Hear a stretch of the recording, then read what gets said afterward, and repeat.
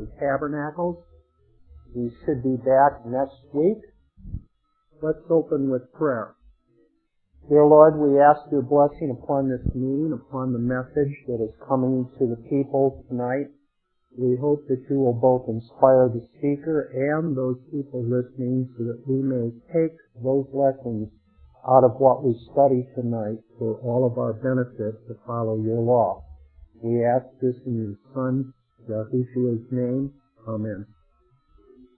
Okay, is there any announcements that we have this evening?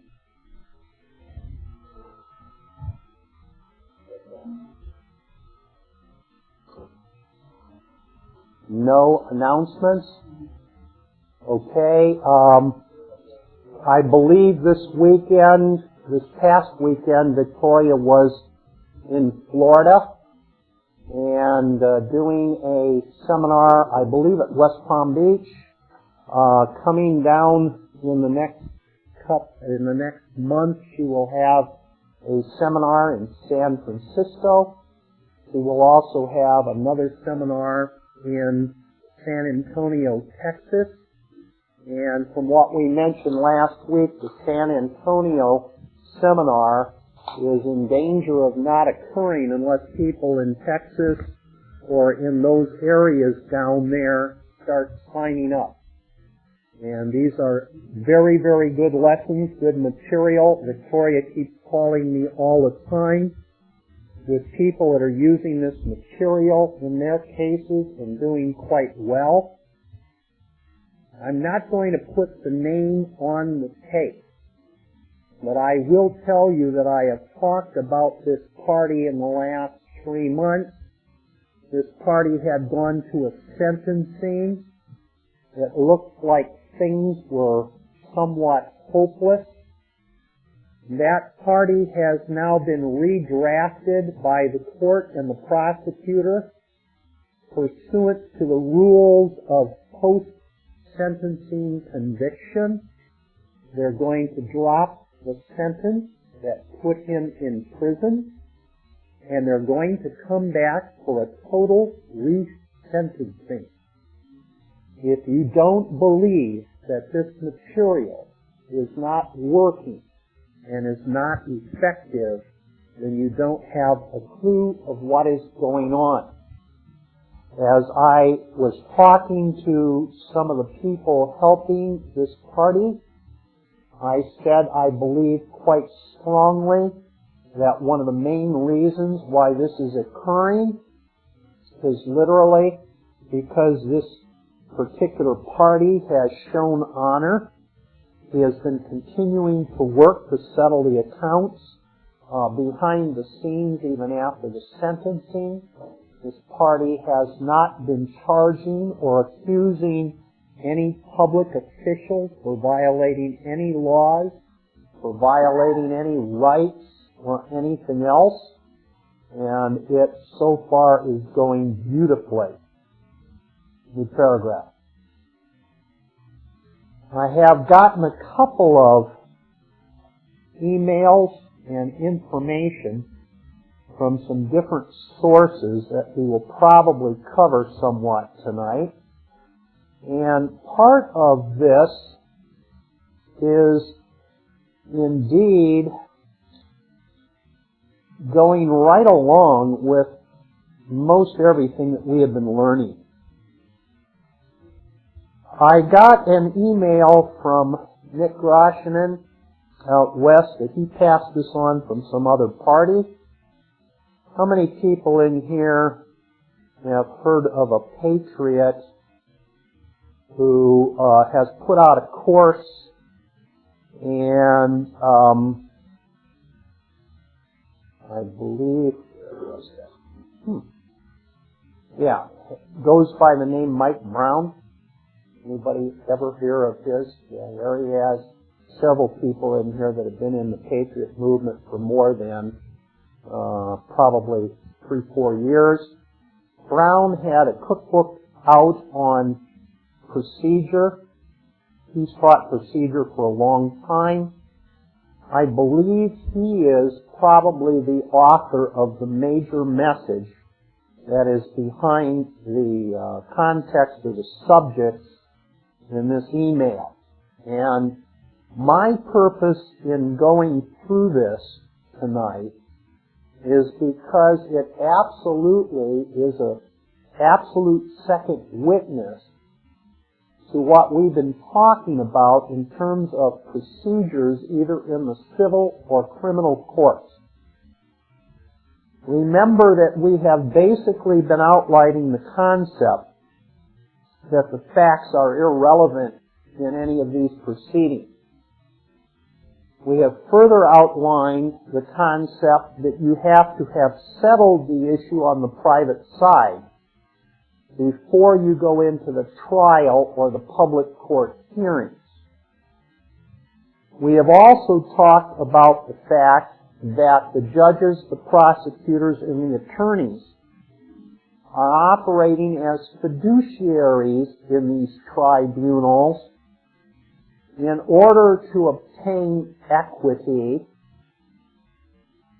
for the parties that deserve equity and to put equity against parties that have acted dishonorably so that they do not get the remedy if they do not understand what the whole concept of honor-dishonor is about. So consequently, this article is entitled The Secret Courts.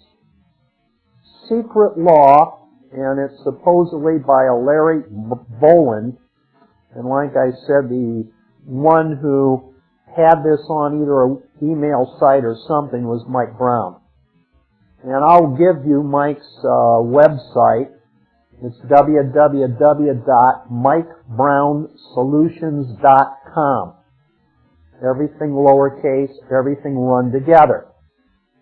And this was an HTM article off of that website, www.mikebrownsolutions.com/secret.htm. It says here, for your information, what conclusions may we draw from this latest foray into legal slime? Public trials are a fantasy. There is no meaningful access to the courts. Due process is a distant memory. The Star Chamber proceedings, which caused our forefathers to leave England in the 17th century and land in Massachusetts, apparently stowed away like rodents and invaded this country, and today continue to eat away at the very roots of an increasingly dysfunctional judicial system. That was a quote from this website. Secret Courts, Secret Law by Larry Boland. The traditional Anglo-American distrust for secret trials has been variously ascribed to the notorious use of this practice by the Spanish Inquisition, to the excesses of the English court of Star Chamber, and to the French monarchy's abuse of the letters de cachet. All of these institutions obviously symbolized a menace to liberty. In the hands of despotic groups, each of them had become an instrument for the suppression of political and religious heresies in ruthless disregard of the right of an accused to a fair trial. In re Oliver, 333 U.S. 257, or 68 Supreme Court 499, a 1948 case. New paragraph. Some authorities have said that trials in the Star Chamber were public, but that witnesses against the accused were examined privately with no opportunity for him, the one on trial, to discredit them. Apparently, all authorities agree that the accused himself was grilled in secret, often tortured, in an effort to obtain a confession, and that the most objectionable of the Star Chamber's practices was its asserted prerogative to disregard the common law rules of criminal procedure when the occasion demanded. That comes from a history of English law and the Court of Star Chamber, 12 American Law Review 21, at page 25 through 31. Secret law is an abomination, wrote Professor Kenneth Davis in Administrative Law Treatise 137 in 1970. This quote has been cited in numerous federal cases involving Freedom of Information Act requests. Two of these cases, Cox v. United States Department of Justice, 576, Fed 2nd, 1302, and Stokes v. Brennan, 476, Fed 2nd, 699, are just two examples where the courts argued that secret law is wrong and government agencies, which the courts are to make their documents available for public inspection. It is crucial to public confidence in the courts that judges be seen as enforcing the law and obeying it themselves. Notice the word confidence is itself a confidence scheme. New paragraph. Sounds good so far, except when it comes to cases concerning those, quote, evil Arab terrorists, unquote, and the Immigration and Naturalization Service. In 1996, the President signed the Anti-Terrorism and Effective Death Penalty Act, which authorized secret evidence. A federal district judge in Newark, New Jersey, William Walls, has now described this as government processes initiated and prosecuted in darkness. The rest of us, Congress, created Congress created two little-known bureaucracies, which are responsible for the kind of justice that all thinking free people have come to dread. One of the organizations created in 1922, albeit under a different name, was the Judicial Conference. In 1939, Congress transferred responsibility for federal court budget preparation, data gathering, and administrative support from the Justice Department to the newly created Administrative Office of the U.S. Courts, which was directed to function under the Judicial Conference supervision. See the Chamber's Handbook of Judges, Law Clerks, and Secretaries, hereinafter the Handbook.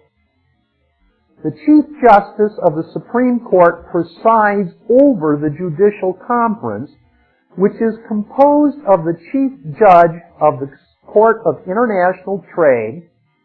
Although Congress has vested relatively little authority directly in the Judicial Conference, this organization has considerable practical authority. That authority arises from its statutory responsibility to supervise and direct the administrative office of the U.S. courts, including the administrative office's control of the distributions of funds appropriated by Congress. People with a modicum of intelligence have already figured out that the Judicial Conference controls the federal courts. In 1967, Congress created the second pillar of injustice and labeled it the Federal Judicial Center, hereinafter FJC, at the request of the Judicial Conference. The FJC's mission is, quote, to further the development and adoption of improved judicial administration, unquote, in the courts of the United States. The Center's statutory duties are codified at 28 United States Code, sections 620 through 629. They include providing orientation and continuing education for the judges and staff, which includes judicial law clerks and secretaries of the federal judicial system, performing research on court operations and procedures, particularly in support of judicial conference committees, and conducting programs to promote judicial federalism, assist foreign judicial systems, and study the federal court's history. New paragraph. Governance of the Center consists of the Chief Justice of the United States, who chairs the Center's board, which also includes 2 circuit judges, 3 district judges, 1 bankruptcy judge, and 1 magistrate judge elected by the Judicial Conference, as well as the director, who oversees the FJC's activities, and its members, who serve on standing committees on education and research and on Center advisory committees on judicial education programs. Now the issues at hand. Secret courts, secret law. New paragraph. One of the more interesting publications the educational arm of the federal courts has produced in recent years is, quote, a guide to the preservation of federal judges' papers, unquote, 1996, hereinafter called The Guide. Just as the title suggests, this concerns the preservation of judges' papers. However, this is another little gem found in this book. What this piece of work contains is absolute proof that there are 2 types of justice.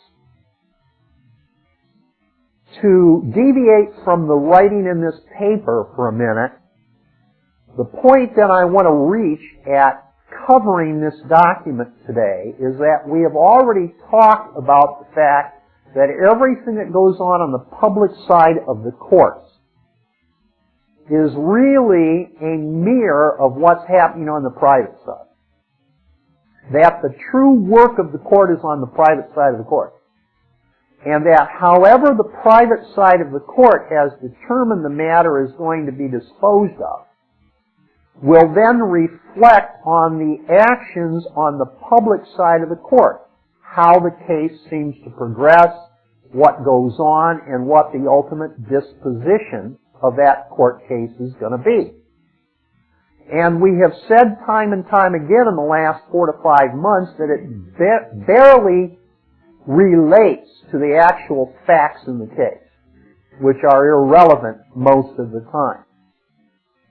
So as we go on with this paper that was written or composed by patriots to condemn allegedly the acts and actions of these courts, I want you to listen with an open mind, because in supposedly condemning these courts for not allowing, quote, fair and good public trials, unquote, the presumption of the authors of this patriotic paper are these courts are operating in secret, and they're a fraud, and they are a bad thing on society.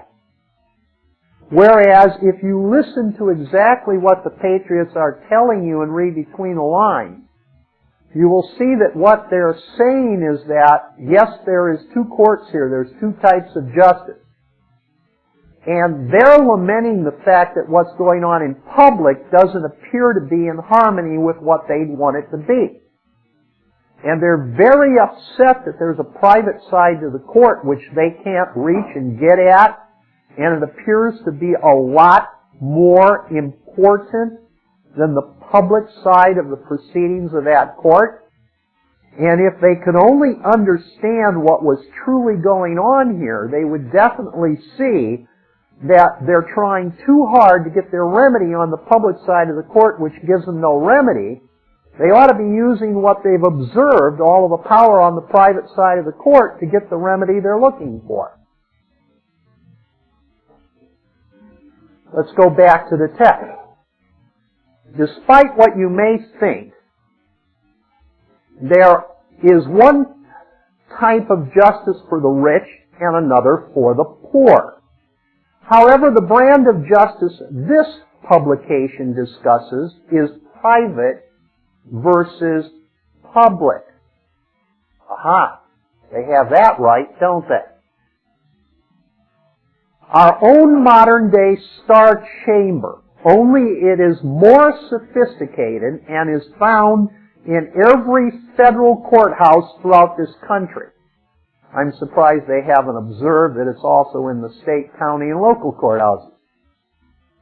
Everyone who becomes involved in a federal case, civil or criminal, rich or poor, black, white, yellow, or brown, will be treated in a way this man with hair now white would have considered impossible just 5 years ago.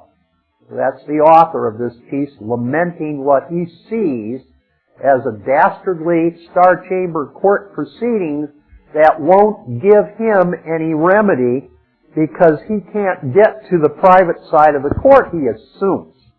New paragraph. As the old saying goes, the proof is in the pudding. In the federal courts today, we have two sets of books. One set, the official record for public consumption, will be handed to you by the clerk from behind the counter at the federal courthouse for a fee of copying, of course. As was described by the Federal Judicial History Office, quote, the official court record and its focus on formal, meaning public, procedures does not reflect the full complexity of the judicial process and the work of individual jurists, unquote. What's he talking about? Private letter rogatories, other things going on that never hits the public record? You bet. See, if these people don't understand that you've got to operate on your case privately behind the scenes, then they just assume and presume that the only one operating privately are the officials from the government, which for those people, that's probably all that's putting anything in that private record. Therefore, these patriots feel that the case procedure is stacked against them, a fraud, and impossible to get a remedy, rather than understanding what the true procedure and remedy is for getting your remedy is to use that private side. That came from the guide at page 3. Pray tell, where is that record that contains the full measure of the judicial process? Our hero asks. It is a record that lowly litigants will never see, he laments. That record is found in the star chambers of the 21st century, the judges' chambers. The guide describes this record as, quote, chambers, papers, unquote.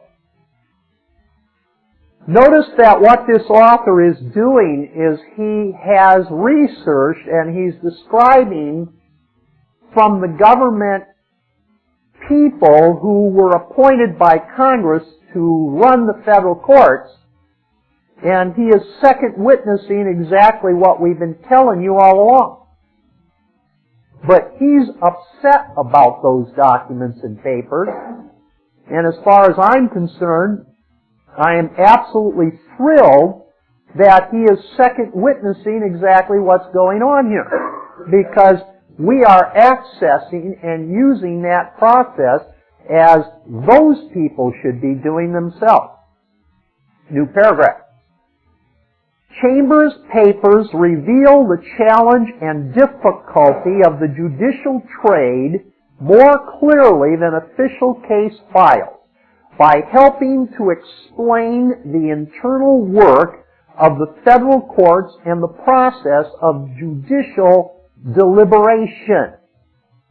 Chamber papers also describe exchanges between the bench and the bar and the relationship between the court and the community in ways that published opinions and official case files cannot. The guide, page 3. In other words, those secret details or those secret deals between judges and lawyers about which we have read and heard take place in the judge's chambers. Isn't the judge's chambers private law? Isn't that common law? Isn't that what the patriots have been trying to reach? Why are they so upset now that they found out the courts are actually doing it? Duh. This is the same radical conspiratorial group, 2 scoops short of a full load, espousing this thinking on some obscure website. This publication is written with approval by the very bar members themselves and published under the auspices of the United States government. So once again, aren't they telling you exactly what they're doing? So why is it a secret Star Chamber proceeding? New paragraph. These chamber papers must be very important if they are not public information. You bet that's how the case is being decided. Just what sort of data do these records hold that cannot be revealed? i.e., the basis of all the court decisions.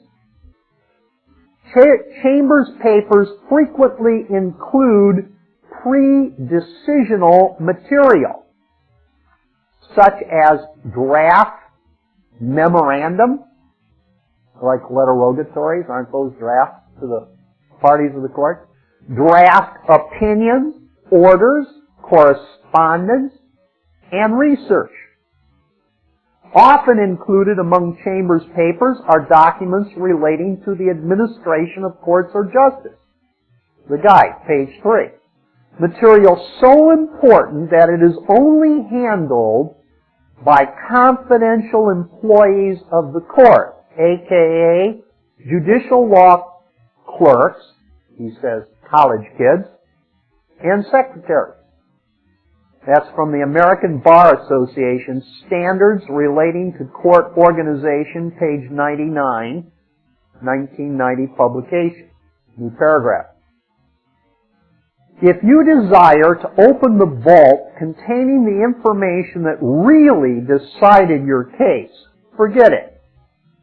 As it stands now, the Chief Justice, although the administrative officer of each court, will simply ignore any and all Freedom of Information Act requests. A letter your humble author addressed to Chief Judge Lanier Anderson of the 11th Circuit Court of Appeals did not even elicit a response. The communication requested information such as the name of all individuals who prepared any and all bench memos, draft memorandum, draft opinion, orders, correspondence, and who had conducted other research relative to cases filed with the 11th Circuit. My letter was ignored.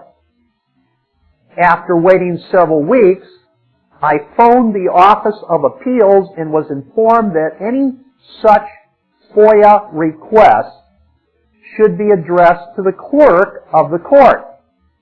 Why the clerk? Yeah, clerk's the holder in due course of all the documents in the files. The clerk's answer to the same FOIA request made to the chief judge stated that FOIA, quote, does not apply to federal courts, unquote, citing 5 United States Code, Section 551, subparen 1, subparen B. 5 U.S.C. Section 552, subparen F, subparen 1 as the basis for his decision. He's absolutely right. Courts are immune. It's an administrative process, supposedly not judicial. What conclusions may we draw from this latest foray into legal slime? Public trials are a fantasy. That's a true fact. There is no meaningful access to the courts on the public side. That's a true fact. Due process is a distant memory. Not true if you use your private administrative process first. The Star Chamber proceedings, which caused our forefathers to leave England in the 17th century and land in Massachusetts, apparently stowed away like rodents and invaded this country, and today continue to eat away at the very roots of an increasingly dysfunctional judicial system. 2001 publication. You can find it on the MikeBrownSolutions.com website. So what this guy is lamenting is the fact that the public side of the court gives nobody a remedy. What else is new? We've known that for a long time. The issue is, does he understand that the private side gives you a remedy, and that's what he was referring to? I don't think he understands it at all.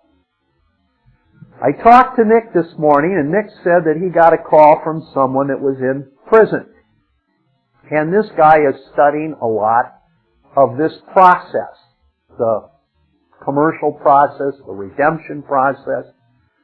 And a lot of people that study it come up with all kinds of knowledge about either the history of what's going on or the procedure of what's going on.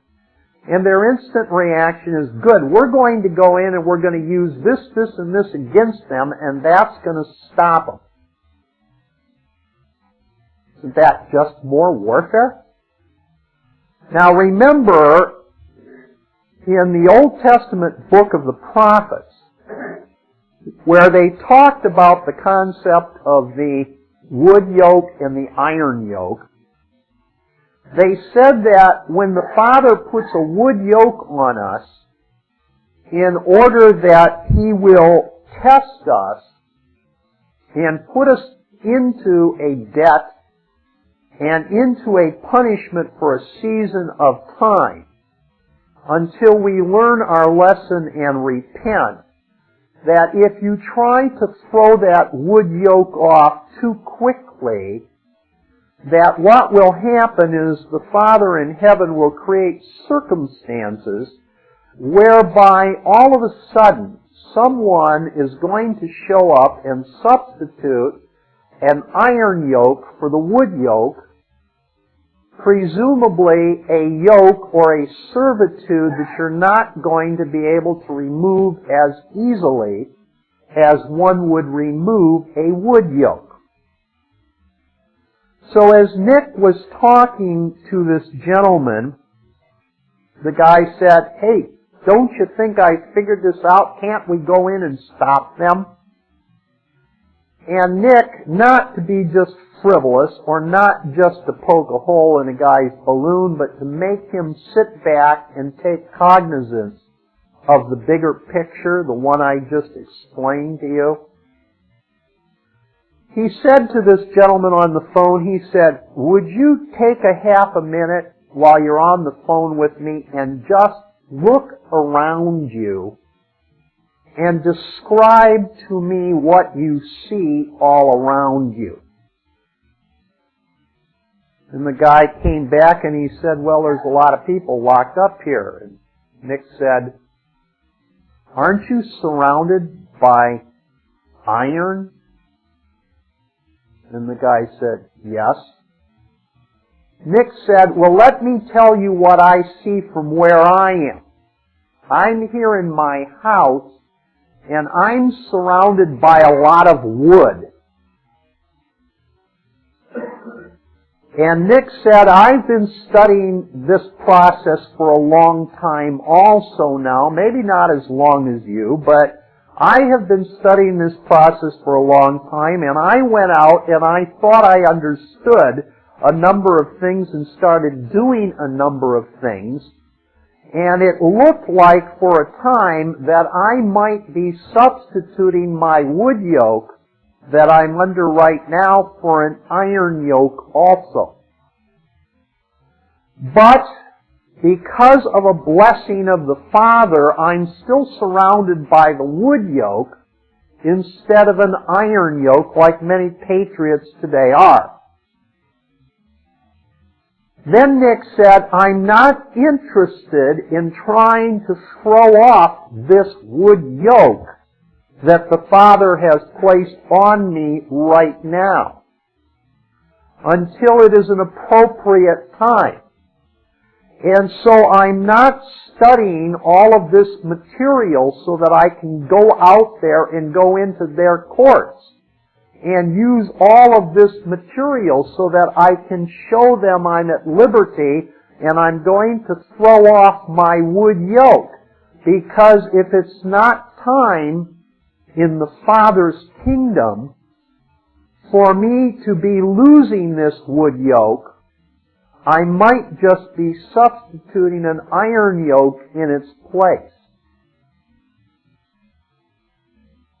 And so the whole concept comes down that certainly these so-called star chamber tribunals are a form of a courtroom which is basically a wood yoke surrounding those people summoned in there. And if the people going into those star chamber proceedings do not understand what's involved here, they might just very well be exchanging that wood yoke of those star chamber proceedings for an iron yoke of a jail cell because of their dishonor. The biggest trouble with the patriot community is they feel they have to go to war and they have to fight an enemy. As the old adage says, we have met the enemy, and it is us. It is ourselves or the reflections of ourselves that we are fighting. We are not fighting the government officials. We're not fighting the bankers. We're not fighting the lawyers.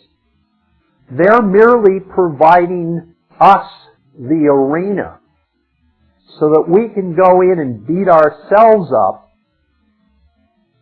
unless we start understanding what is happening here and getting a clue. Now, many of you probably know that Roger Elvick has been arrested. This occurred probably about 3 weeks or so ago, maybe even sooner than that, a month or more. And I have been privy to several emails that have come to me involving some communications that people have had with Elvick since he has been arrested. And to my knowledge, right now, he is still up in, I believe, Minnesota or Wisconsin, wherever he was arrested, although he is supposed to be under a governor's warrant to be transferred to the Cleveland, Ohio area here. And in the documents which Elvick has sent out to some people, I have no knowledge that these were totally private and could not be used. I know they're passed around on the internet. There are some interesting facts that have come out of these. And it's interesting to see where it is that Elvik himself is going in some of this material. He talks philosophically about a lot of the signs and a lot of the facts which are indicia to his arrest. And for our purposes here tonight, that's not basically the subject matter of what we want to get into, so I'm not going to read these verbatim. But Roger was not the only one arrested, because Ron was arrested, and so was another gentleman, Tom. We won't use last name. And it appears as though the public issue as to why they were arrested was their filling out of 8,300 forms to the IRS. So if anybody is spreading rumors like, oh my goodness, Roger's been arrested because everything he's been doing, like writing checks on closed accounts, or asset money, or drafts, or anything like that, that does not appear to be the public issue behind the so-called arrest. Understand this. It's supposedly going to come out of an indictment in Cleveland, Ohio. Roger Elvik has never been to Ohio to do any of this material. The so-called charges are linked somewhat to the Ron Lutz case and Richard and Joe. And that whole sequence of what went down with the 18 of Ron Lutz's buddies that so-called came in and filed documentation and paperwork against the judges, the prosecutors, and the lawyers in the Ron Lutz case. And now it appears as though Elvik and Ron and Tom are being drug into this matter too. And in reality, they almost had zero or nothing whatsoever to do directly with any of the Ron Lutz matter, facts, or affairs. However, 8,300 forms. Does everybody in here understand what those are? Anybody not understand what they are? Okay, a whole group of people. Okay, an 8,300 form is a U.S. Treasury form. And it's a form that's being filed basically when there is reason to believe that some party has not paid a tax upon some kind of money received and could very well owe a tax or a return based on the money received and they didn't file. So it's a charging instrument. It's like telling the government, hello, I think we got some people out here that's cheating the IRS on taxes. I believe you've got to look into this party based on these transactions here and check it out. Now basically what Elvik and a lot of the other people were doing is if they were offered some kind of offering from a public official, and they came back and accepted the offering, the presumption is there's an agreement or a contract. And if the parties told the public official to settle and close the account and use the exemption of the living man for the payment of whatever that was, and then if the living man also issued a, what do they call the document that shows that you are the primary on the issuance of a credit? Yeah, it'll come to me in a minute. No, it's not a 1099 per se. That's when you're transferring a payment.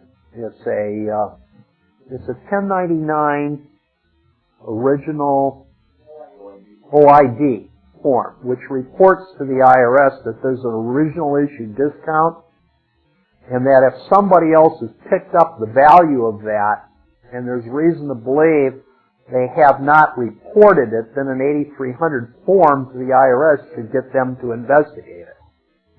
The problem is, most of the time, when these 8300s were issued against public officials, it's assumed and presumed that it's an harassment of a public official interfering in his public duty and job to get him in trouble with other government officials. And so the 8300 forms have been turned around and used against these people as the source of criminal filings.